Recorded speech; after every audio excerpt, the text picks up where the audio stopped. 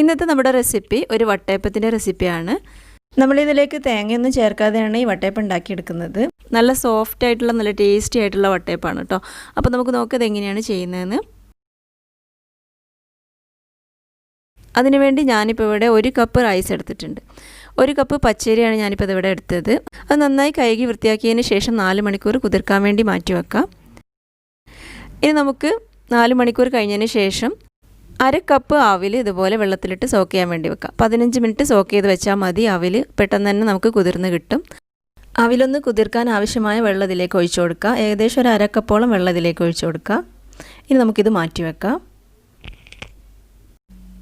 ഇനി നമുക്ക് ഈ അരി ഒന്ന് അരച്ചെടുക്കണം. ഞാനിപ്പോൾ ഇതിവിടെ നന്നായിട്ട് കഴുകി വൃത്തിയാക്കിയതിന് ശേഷം ഒരു സ്ട്രെയിനറിലിട്ട് വെള്ളമൊക്കെ പോക്കി വെച്ചതാണ്.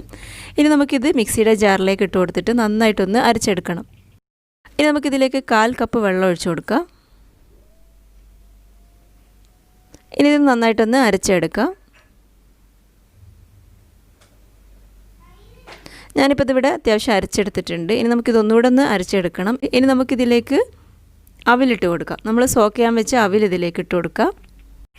നമുക്ക് വെള്ള അവിൽ വേണമെങ്കിലും എടുക്കാം, ബ്രൗൺ കളറുള്ള അവിൽ വേണമെങ്കിലും എടുക്കാം കേട്ടോ. നമ്മളെ ഇഷ്ടമനുസരിച്ചിട്ട് എടുക്കാം.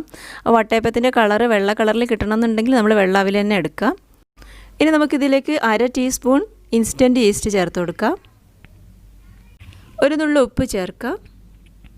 1/2 കപ്പ് പഞ്ചസാര ചേർത്ത് കൊടുക്കാം. ഇനി ഇതിലേക്ക് കുറച്ചുകൂടെ വെള്ളം ചേർത്ത് കൊടുക്കാം. എന്നിട്ട് ഇതൊന്നുകൂടെ ഒന്ന് നന്നായിട്ടൊന്ന് അരച്ചെടുക്കാം.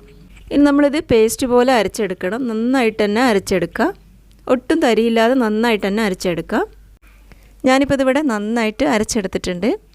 ഇനി നമുക്കിതൊരു ബൗളിലേക്ക് മാറ്റാം.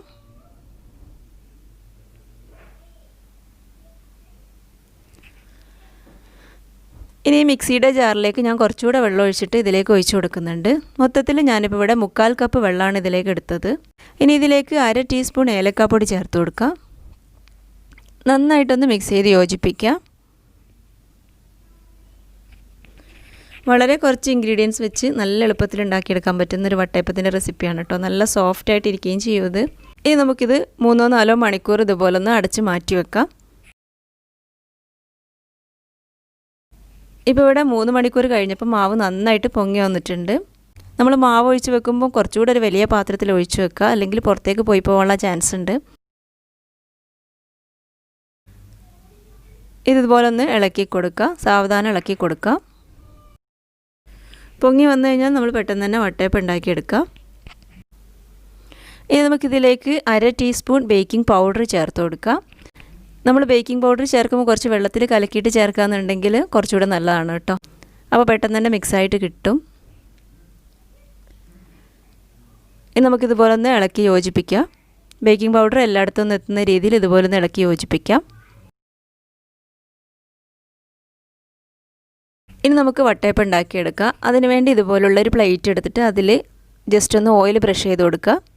ഇതുപോലെ ഒന്ന് ഓയിൽ ബ്രഷ് ചെയ്ത് കൊടുക്കുക. ഇനി നമ്മളിത് ആവിയിൽ വേവിച്ചെടുക്കണം. ഇതുപോലൊരു പാത്രത്തിൽ കുറച്ച് വെള്ളം വെച്ച് തിളപ്പിച്ചിട്ട് അതിൻ്റെ മേലെ ഇതുപോലൊരു സ്റ്റാൻഡ് വെച്ച് കൊടുക്കാം. എന്നിട്ട് അതിൻ്റെ മേലെ ഇതുപോലെ പ്ലേറ്റ് വെച്ച് കൊടുത്തിട്ട് നമുക്ക് ഇതിലേക്ക് മാവ് ഒഴിച്ചു കൊടുക്കാം. ഞാനിപ്പോൾ പകുതി മാവാണ് ഇതിലേക്ക് ഒഴിച്ചു കൊടുക്കുന്നത്.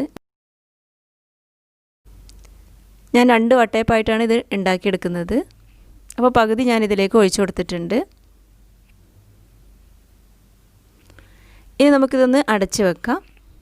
ഒരു 15-20 മിനിറ്റ് വരെ ഇതൊന്ന് വേവിച്ചെടുക്കാം. ഇനി നമുക്കിതൊന്ന് തുറന്ന് നോക്കാം. ഇതുപോലെ ഒന്ന് കുത്തി നോക്കാം. നമുക്ക് ഇതിൻ്റെ ഉള്ളൊക്കെ വെന്തിട്ടുണ്ടോ എന്ന് നമുക്കൊന്ന് കുത്തി നോക്കാം. ഇപ്പോൾ ഇതിവിടെ പ്ലെയിനായിട്ട് വന്നിട്ടുണ്ട്. ഇപ്പോൾ നന്നായിട്ട് വെന്ത് വന്നിട്ടുണ്ട്. ഇനി നമുക്കിതിൽ നിന്ന് മാറ്റാം.